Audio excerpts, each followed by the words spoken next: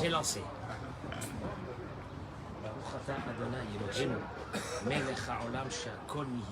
Amen. Il n'a pas payé sa place, monsieur. Il est arrivé, c'est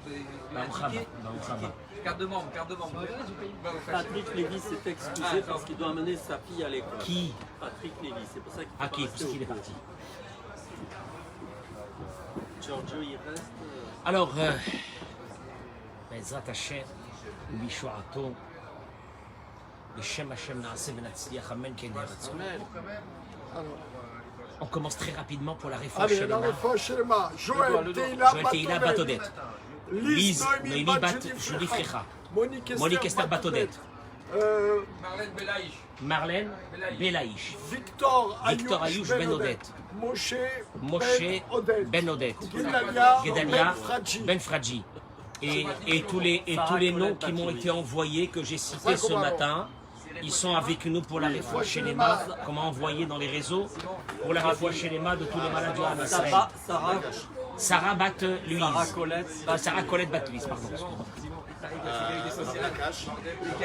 Le Rav Nakash, Yedidia Yakar, qu'Akadosh Baruch Hu lui envoie réfoua chez les mains. Hein? Mordechai Ben Rachel. Henri Mimoun Ben Marbouba. Meyer David Ben Avraham. Hein? Esther Bat Missa. Où tu es? Ah, je ne te vois pas. Merci pour le café. Chez Esther Bat Sipora. Viens mon chéri, viens t'asseoir à côté de moi. Viens. Viens. Merci pour d'être nombreux ce matin à Dora Geoula. Tu commences l'embrouille? Je vais introduire mon cours. Je vais introduire mon cours par une idée qui est très importante. La Parnassa fait partie des choses les plus... D'abord, j'accueille mes amis sur les réseaux sociaux. Bracha v'atzlacha. Combien que je vous apprécie, combien que je vous aime. Parce que je vous ai donné. En vous donnant, je vous aime. Je ne vous connais pas, mais je vous aime. Tous ceux qui sont là, tous ceux qui sont avec moi, d'un amour infini. D'abord, que vous écoutez le cours, que vous passez un moment avec nous, que vous partagez ce cours pour la diffusion simplement de la lumière de la Torah dans le monde. On est à la fin des temps. Il ne reste pas très longtemps avant la venue du Mashiach. Amen. Alors, dans ce moment d'obscurité que vous êtes avec nous, pour illuminer ce monde, c'est une chose extraordinaire. J'introduis mon cours par une idée. Vous l'acceptez comme vous voulez.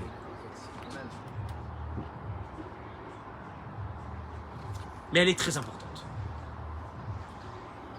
La Parnassa, Eric, qui c'est qui doit amener la Parnassa à la maison? En principe, c'est l'homme, hein, c'est l'homme. Logiquement. C'est l'homme. La femme, elle amène un complément, elle a les enfants, elle a une maison. Non, ce serait abominable qu'un homme dise à sa femme: je suis désolé, mais t'amènes pas la Parnassa à la maison, tu sers à rien. Pourtant, ils ont changé les rôles aujourd'hui. Hein? Les hommes à la maison, les femmes qui travaillent. Et dès le jour, ça peut être la femme. Dans la Ketouba, l'homme il s'engage. Non, mais une seconde. Je suis désolé. Je ne suis pas, mais je suis anti-misogyne. Mieux que ça. Mais de pousser la perversité et de dire à sa femme: c'est à toi d'amener la Parnassa, moi je trouve ça abominable. Abominable.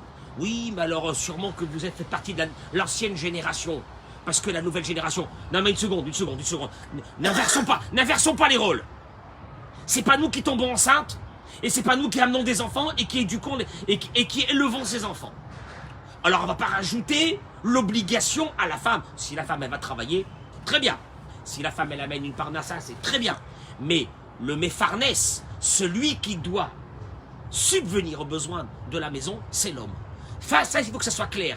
Sinon, je demanderai au rabbin de changer les ketubot et que celui qui signerait la ketouba, c'est la kala, dans lequel elle marquera ce qui est stipulé, elle signera que c'est elle qui donnera à manger à son mari, qui le vêtira, qui va le choyer.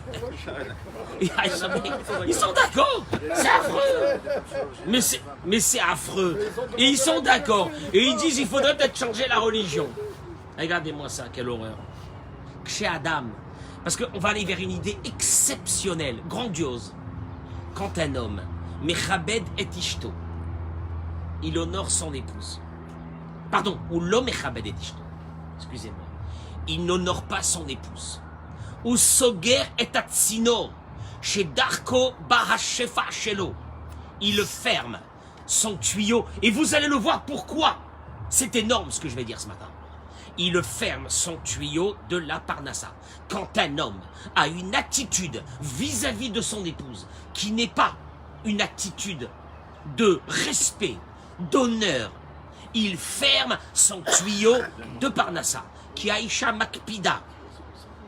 Car quand la femme, elle est agressée, Bevadaï Shakol Sagour. Écoutez-moi bien, je sais que c'est dur ce que je dis. Moi, je suis pas en train de vous attaquer à vous. On est en train de travailler ensemble. Faut arrêter de dire oui, il attaque les hommes. On est en train de travailler ensemble. Parce que c'est nous qui amenons la Parnassa. C'est-à-dire, s'il y en a une galère, c'est nous. Alors, à nous de prendre conscience. Car quand une femme, elle est agressée, à Kol Sagour, ne va pas au travail le matin, c'est dommage pour toi. Reste dans ta couette. Je te conseille, reste dans ta couette. Ta journée, elle est terminée. Charé, Kol Hashefa Abali Bne Azoug. Car toute l'abondance qui vient à ce couple, mais à Havat Nafsha Shel Aisha, qui me voit Bilikute Mohoran. Si vous prenez le Likute Mohoran de Rabbi Nachman de Breslev dans sa mère-tête, vous allez voir qu'il va vous dire que toute la largesse de ce tuyau qui s'ouvre et que tu te dis, maman, je suis en train de cartonner, j'ai fait des affaires de malade. Alors, l'abruti, qu'est-ce qu'il fait? Il commence à s'enorgueillir contre sa femme. Il ne sait pas que toute cette parnassa est venue par sa femme. Mais Havat Nafsha, il dit Rabbi Nachman de Breslev. Mais Havat Nefesh, quand une femme, elle a son âme qui est large, elle est bien, elle se sent bien, elle est valorisée dans cette maison-là. Et si un homme a des rancœurs contre son épouse, et il commence à être dans un système de rancune, de dureté, de bassesse avec son épouse, ou Soger et Mekorabera, il ferme la porte. Partagez-moi ce cours en masse. Mesdames et messieurs, partagez-moi ce cours, s'il vous plaît. Zometziut Shektuva Bagmara. C'est marqué dans le Talmud. En abracha shiruya bebeto shel adam et la bishvil kvodishto. Toute la bénédiction dans la maison vient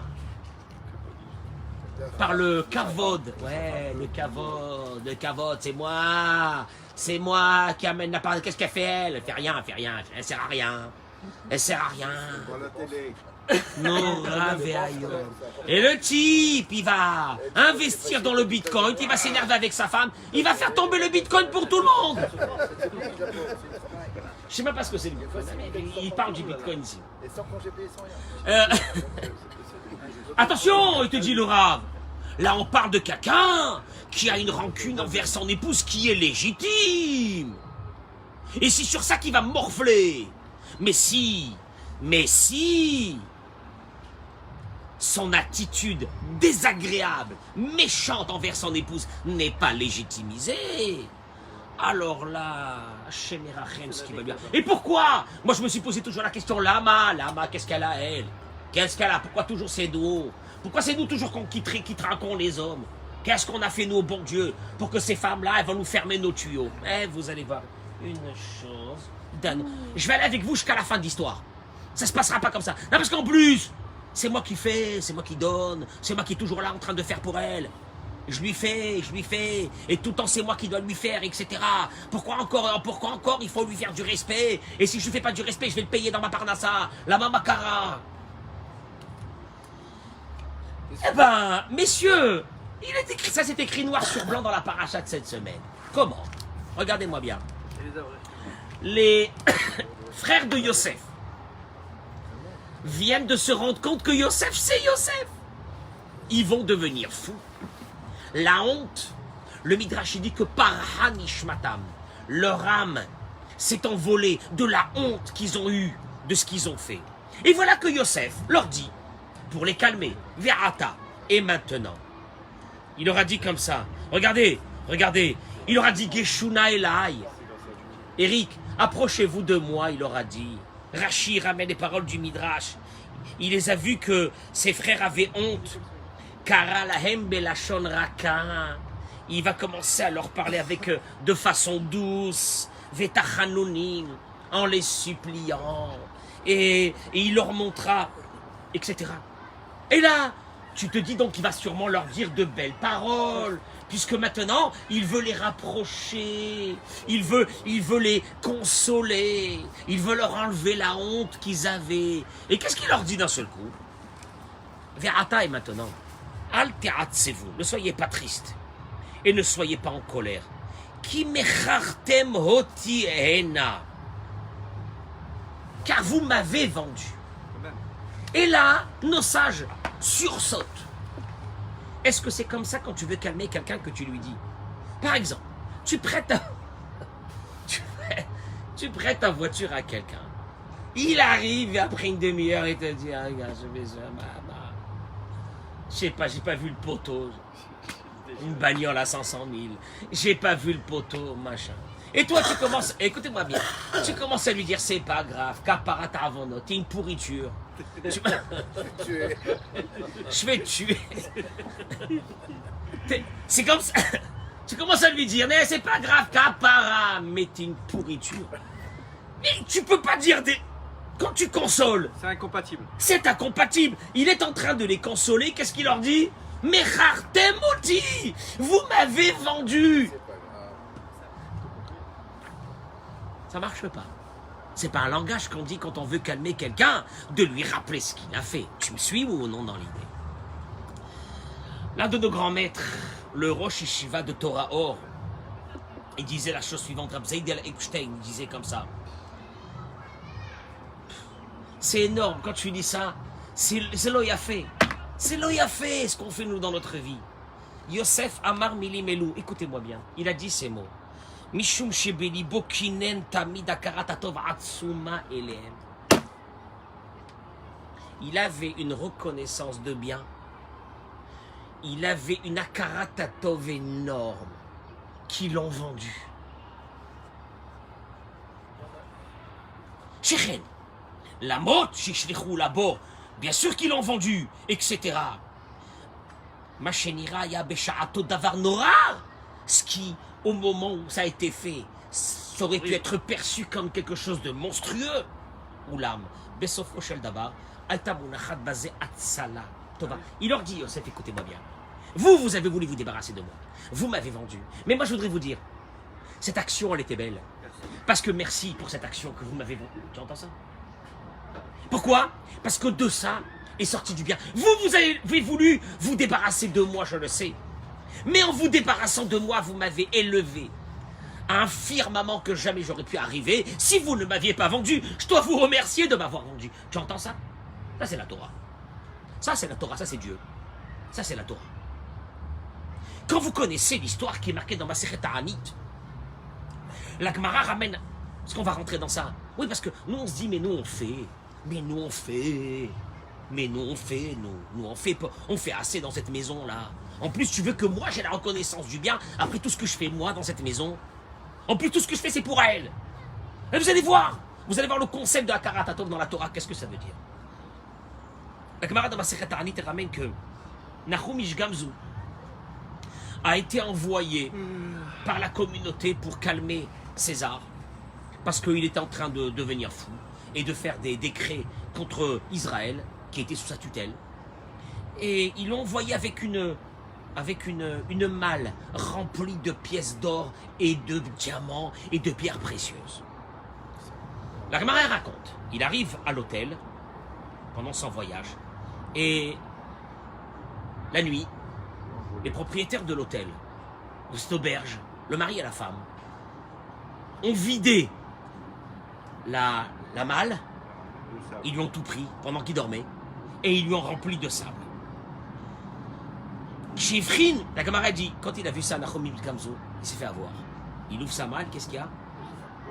Il a dit Gamzu les Tova, c'est pour le bien. Il est arrivé chez le roi, il faut être fou, hein, pour ça. Il arrive chez le roi. Ils ont ouvert. Et la Gemara dit que le roi voulait le tuer.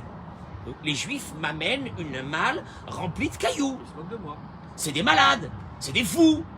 Ils veulent se moquer de moi. Atcheba Eliyahu Hanavi. Eliyahu Hanavi est arrivé comme un soldat. Il lui a dit, Majesté, je crois que chez les Juifs, ils ont des sables magiques. Leur arrière-arrière-arrière-grand-père Avraham Avinu, quand il est parti se battre contre les rois, il n'avait pas de flèche, ni d'arc, ni rien, ni de lance. Il a pris du sable, il l'a jeté, et Dieu l'a rendu des flèches. Le roi, il a dit, ah bon? Il est parti, il a essayé. Que ça a marché. Et donc, il va lui remplir sa malle d'or et d'argent, en remerciement aux Juifs qu'ils lui ont envoyé une arme. Une arme qui n'existe pas dans le monde, secrète. Mais l'histoire, la suite de l'histoire, elle est terrible. Au retour, il retourne dans la même auberge. Nahum. Il se fait revoler. Nahum. Ta pente. Eh, tu t'es fait déjà avoir à l'aller. Ça va, on sait que t'es un rabbin, t'es pas affûté, mais à ce point, tu retournes dans la gueule du loup. Bah, carrément. Et il dit le Rav Epstein que Mouchav Davkash, écoutez-moi bien, ça c'est la Torah. Il est retourné là-bas. Mishum Shelamrot Shiada, Shetzarich Leizer même. Sûrement qu'il a mis sa malle avec lui bien. Cette fois-ci, ouais. Cette fois-ci, il a dû mettre l'oreiller sur la malle. Ça, c'est sûr. Il a dormi. Bechol Ofen. Mais quand même, Kinen Nobeli Borik Shakarat Atov les Baalei Amalon. Ah oui, Ils m'ont fait du bien. bah oui, grâce à eux. Ils m'ont fait du bien. Je dois retourner les remercier. Vous entendez ça? Ils m'ont fait du bien, ils m'ont dépouillé. Ils m'ont dépouillé, ils m'ont mis du sable. Mais grâce à eux, j'ai eu du bien. Quoi? Quelqu'un qui veut te prendre quelque chose, ou quelqu'un qui veut profiter de toi. Et en profitant de toi, il te fait du bien. Moi, il faut que je le remercie. Le Mamakara, c'est lui qui a profité. Il vient le robot à la vavote. Rabbeinu Bachie. Moi, la vérité, non. Vous savez, le mécanisme qui enlève de nous la reconnaissance du bien vis-à-vis de quelqu'un qui vit avec nous, c'est parce qu'on dit, mais nous aussi, on fait. C'est ça le mécanisme. Nous aussi, on fait.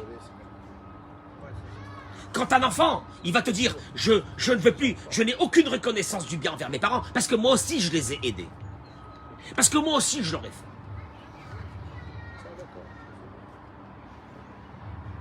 Quand une belle fille, elle va dire, moi, ma belle-mère, je la respecte pas, c'est déjà bien que j'ai pris son fils. Elle a pris le fils. Mais le fils, il est là. Le fils, il est là, il est là dans cette maison. Elle profite de ça aussi. Non, il y a le mécanisme. Qu'est-ce qu'il y a? Lui, il m'a fait, mais moi aussi, je lui ai fait. Mais je ne dois rien. Regardez qu'est-ce qu'il dit le Robot d'Avance. Ce que je vous dis, c'est la Torah. C'est Dieu. Ah, vous acceptez pas. Après, on ne peut pas se poser la question de se dire, mais j'ai pas compris pourquoi j'ai la poisse. Oh, j'ai la poisse. Pourquoi j'ai la poisse? Qu'est-ce que j'ai fait de mal? Bah, tout celui qui me fait du bien, je lui rends du bien, puis c'est terminé. Le Robot d'Avance, il dit...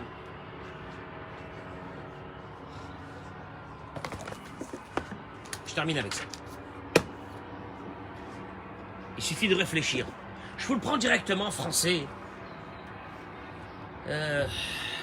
Très belle traduction. Je vais faire une publicité quand même.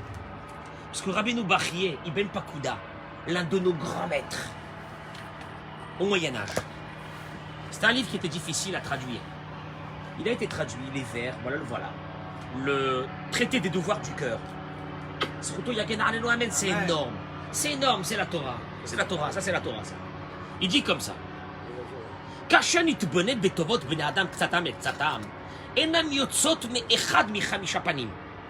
traduis.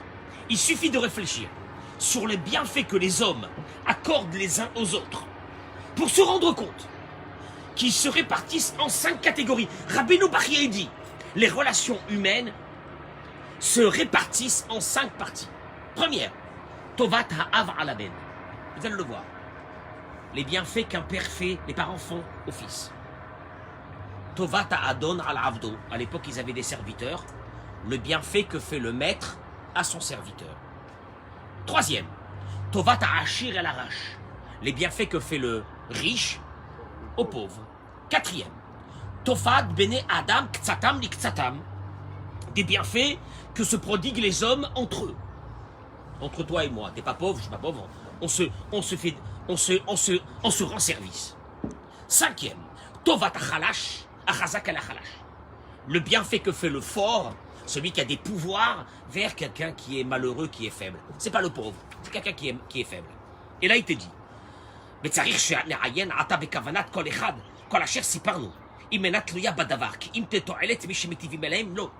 dans ces cinq, nous allons analyser. Est-ce que, je répète, le père avec le fils, le maître avec le serviteur, le riche avec le pauvre, entre les amis, le fort avec le faible, est-ce que ces cinq, c'est des donations sans aucun retour ou il y a un retour? Il n'y a pas plus que ces cinq. Ces cinq régissent la société humaine. Est-ce que ce sont des dons où on n'attend pas de retour ou il y a un retour? D'après vous, qu'est-ce que vous pensez? Il n'y a pas de retour? Il y a un retour. Il y a un retour, moi, je trouve.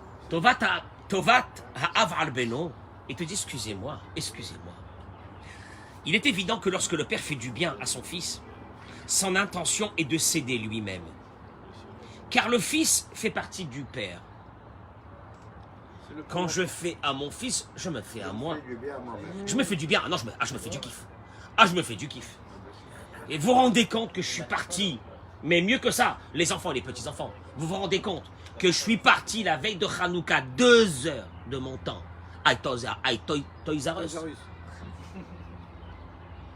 Et j'étais avec des vendeuses autour de moi pour acheter des cadeaux pour les petits-enfants. Et moi, ça, on a kiffé. C'est pas ça. Après, je me suis mis à faire avec ma femme les papiers cadeaux.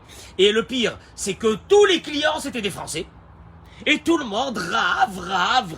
Et moi, j'étais en train de scotcher les papiers cadeaux. Ça faisait un peu bizarre. Mais tu le fais pour qui?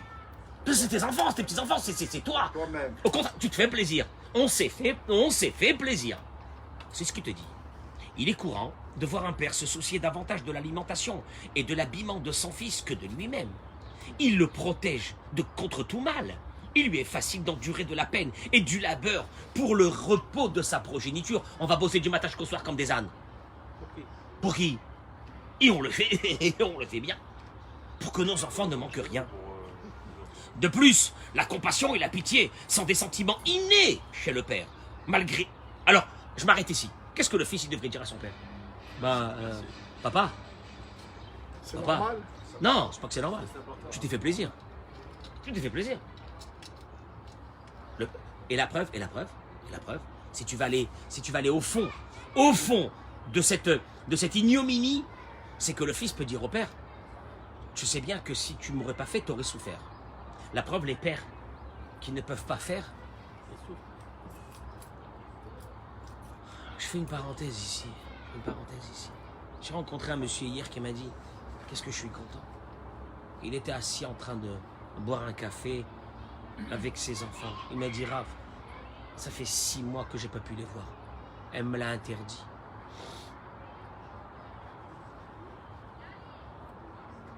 Que Dieu pardonne à ces gens. Quand un couple se bat, se divorce, se déchire, et qui met les enfants qui sont déjà...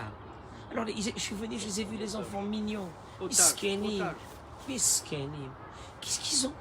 qu'ils ont fait qu'à part ne pas avoir une vie normale avec un père et une mère? Ce qui était le rôle des parents, c'est pas de leur faute à eux, les enfants. L'un des deux va mettre une machine du jugement pour broyer l'autre à travers les enfants, tu ne les verras plus. Tu me donnes pas la pension, tu ne les verras pas. C'est Mirachem. Tu me donnes pas la pension, t'es une pourriture. Tu ne donnes pas la pension. Un homme, il doit subvenir aux besoins de ses enfants. Ça n'existe pas une chose pareille. Sinon, comment il peut se regarder dans un miroir? Il ne donne pas à manger à ses enfants. Il n'y a pas honte. Mais le deuxième côté, comment une femme, elle peut avoir ce cœur d'enlever aux enfants un père? Vous savez qu'on a besoin d'avoir un père et une mère pour être normaux. Pour l'équilibre de l'enfant. Sinon, ces enfants seront malades, malades mentaux. Vous le savez ou vous le savez pas? Alors il te dit, remonte à le papote. Oui, oui, le père il le fait pour lui-même, Richard. Mais malgré tout, le fils doit servir son père, l'honorer, le craindre. Indépendamment. Pourquoi? Et il dit pourquoi. Mais pourquoi? Pourquoi? Il te dit pourquoi. Regardez comment il termine. Regardez comment il termine. Il lui donne... Parce que il ne lui donne rien qui n'appartienne pas à Hachem. Le père, c'est un tsinor. Le père, c'est un tuyau.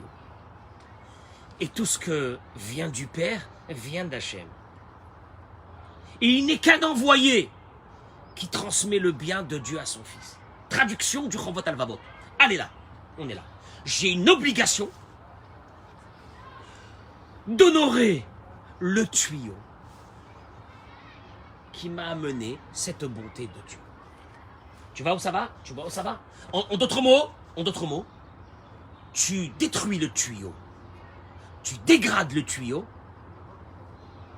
Celui qui versait en haut, il est là, il versait, il va plus qu'il n'y a plus de tuyau.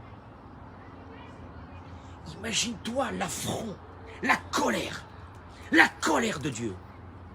Que ce fils, il a dit un jour à ses parents, je vous ai déjà rendu assez.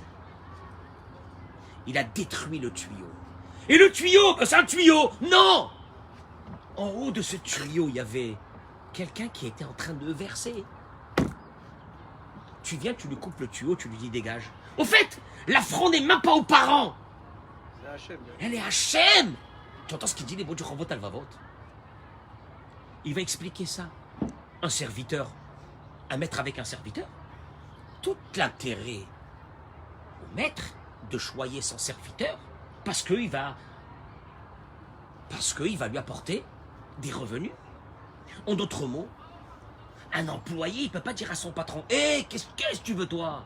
Qu'est-ce que tu veux toi? Tu me parles pas comme ça. Je t'amène assez de contrats. Je t'amène assez de contrats. Oui, le maître, il paye ou le maître ou le patron, il paye à son ouvrier. Mais il dit encore une fois, le maître, c'est qu'un tuyau de Dieu. Il l'ouvrit aussi. Ah, chire elle arrache. Le pauvre, il peut dire au riche: mais je te dis même pas merci. Grâce à moi, tu es sauvé de la mort. Grâce à moi, tu vas pas au Gehinam. Grâce à moi, tu as la réfoua chez les mains. Grâce à moi, tu vas vivre une vie extraordinaire. Là, t'as le mec. C'est vrai. C'est vrai. C'est vrai que le tuyau va profiter. Mais c'est qu'un tuyau. Attention à ne pas blasphémer celui qui est en train de verser dans ce tuyau.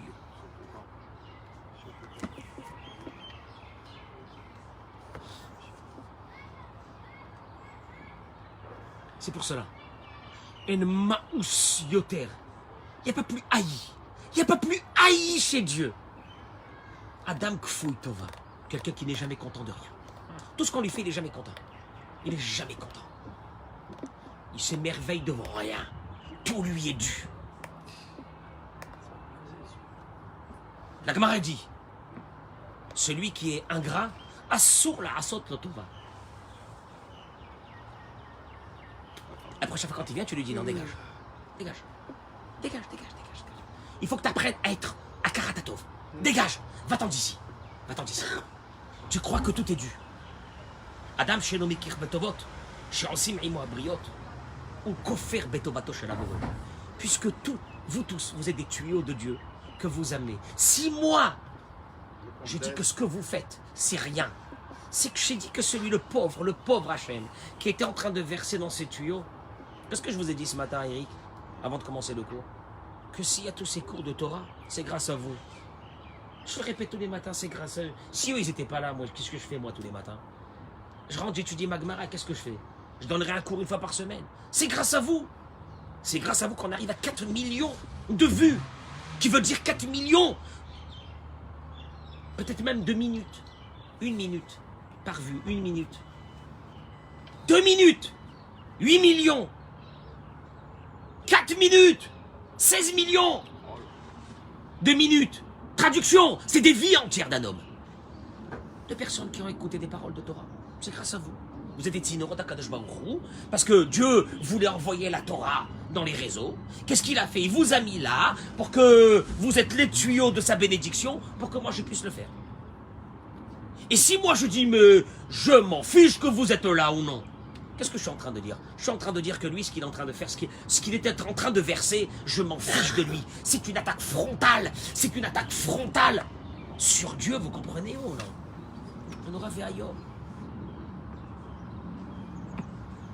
Alze Nehemar, je termine avec ces mots, je vous en prie 3 minutes. Pnei Ador ke Pnei Kelev. La face de cette génération, c'est comme la face du chien. C'est les mots de la Gemara. Il dit que Moshe Kelev, Moshitim lo makel. Quand un chien, on lui met un bois, un bâton, pas on le frappe, on lui met un bâton. Et au bout du bâton, on lui met de la viande. Il est concentré sur ce morceau de viande. Il fait même pas attention au bâton. Et il fait bien sûr pas attention à la main qui tenait ce bâton. Lui, il fait attention à quoi? Ah, attraper ce morceau de viande et le manger. C'est ce qui l'intéresse. Car Bene Adam. Voilà où on est arrivé. Mais Ragzimet, Kokar Betavo, ils sont tellement concentrés sur leur envie, sur leur désir. Achenam Roim Afilou, et Michi Darkoam et Kablim Tova. Ils font même pas attention à ce bâton, entre guillemets, à cette femme qui leur fait. Et bien sûr à celui qui tient le bâton, à Dieu.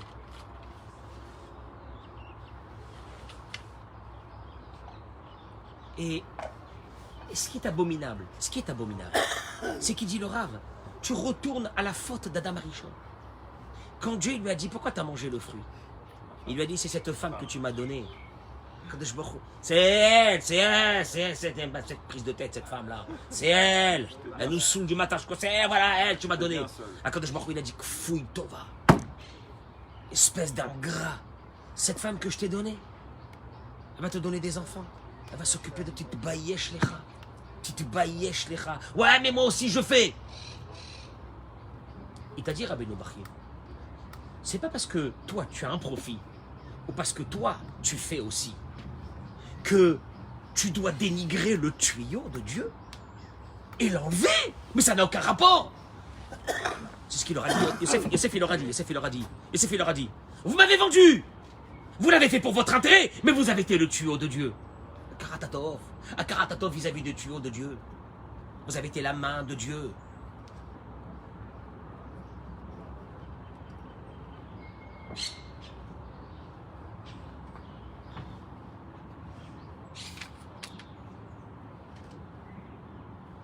Et il dit le pire des choses, c'est que vous allez voir que tous ceux qui sont atteints de cette maladie, de ne pas reconnaître le bienfait de l'autre, ils vivent dans une grande tristesse. Ils font souffrir les autres déjà, mais ils vivent dans une très grande tristesse. L'insatisfait, vous verrez jamais un insatisfait joyeux. Pour la simple raison, c'est que tout lui est dû. C'est un orgueilleux. Je le dis aussi aux femmes. Akaratatov devant ce tuyau qui est le mari. Akaratatov. Oui, mais moi aussi je fais, monsieur le rabbin, moi je fais tout à la maison. Akaratatov. Il profite de tout ce que je fais à la maison. C'est normal. Mais c'est un tuyau. C'est un tuyau d'Hachem. Chaque être humain, c'est un tuyau d'Hachem. Et il va vivre dans une grande tristesse. Que tout lui est dû. Et que le 3/4, on ne lui a pas encore amené. On ne lui a pas encore donné le 3/4, ce qu'elle veut, qu'est-ce qu'elle m'a fait, tu vois pas ce qu'elle m'a fait. Et qu'est-ce que c'est? Oreyahra, la Gemara, elle appelle un mauvais invité. Le mauvais invité, c'est celui qui rentre dans une maison manger et qui dit, bof, qu'est-ce qu'ils m'ont fait? Bah, ils ont bien cuisiné pour eux aussi. La Gemara dit, c'est ça le mauvais invité. Mais le bon invité, qu'est-ce qu'il dit? Tout ça, ils l'ont fait pour moi. Moi, je regarde ce qu'ils ont fait pour moi. Moi, je regarde ce que j'ai eu. Moi, je regarde pas ce qu'ils ont fait. Je regarde ce qui m'a été donné. Ce qui m'a été donné, un bon repas. Merci. Je me concentre sur ce que je reçois. À partir de là, tu es dans une grande simra. Tu sais, c'est quoi la simra? Moi, tous les matins, je me lève, je me dis, c'est un rêve d'Ora Géoula. J'ai fini la Birkat Kohanim. Qu'est-ce que j'ai dit à Hachem? Hachem, j'ai honte. Merci pour tout ce que tu fais pour moi. Voilà ce que j'ai dit à Hachem. Merci pour tout ce que tu fais pour moi, Hachem. Merci, merci. Merci, merci Hachem. Ben, ce remerciement te donne d'un seul coup le sentiment que chaque chose que tu as, elle est exceptionnelle. Et d'avoir des choses exceptionnelles t'amène automatiquement vers la joie. Automatiquement vers la joie. Et le triste, c'est celui que rien ne le satisfasse. Rien. Parce que tout lui est dû. Orgueilleux. Gaftan. Ou orgueilleuse. On peut le dire aussi aux femmes. C'est un cours pour les deux. Sauf que nous, on a un problème dans ce que je viens de dire. C'est que la parnassa dépend de nous. Et qu'on risque de la fermer. Mais tu sais pourquoi tu la fermes? Simplement. Parce que Dieu t'a envoyé un tuyau qui s'appelle cette femme. Toi, ce tuyau, tu l'as pris, tu l'as démonté. Et Akadosh Baruch Hu, il dit... On lui laisse faire tout le Non, mais alors Akadosh Baruch Hu dit, alors maintenant, tu vas attendre la bracha. Ah, tu vas attendre les clients maintenant, tu vas voir où je vais te faire descendre. Mais je vais te faire descendre parce que tu m'as cassé mon tuyau. Je vais te faire descendre. Précision. Même si toi, tu fais au tuyau. Même si le tuyau, il gagne. Même si le tuyau, il gagne de toi. C'est un tuyau. C'est ce qu'il dit le Chavot Al-Vavot. Oui, ton père, il gagne d'être ton père. Parce que ça lui fait plaisir de te faire ce qu'il te fait. Mais c'est un tuyau énorme de Dieu. Énorme de Dieu. T'as intérêt à faire attention à ces tuyaux. Vous comprenez pourquoi? Chas v'shalom. Quand il y a eu des grosses ruptures, des grosses bagarres, on a fermé des tuyaux. On a fermé des tuyaux.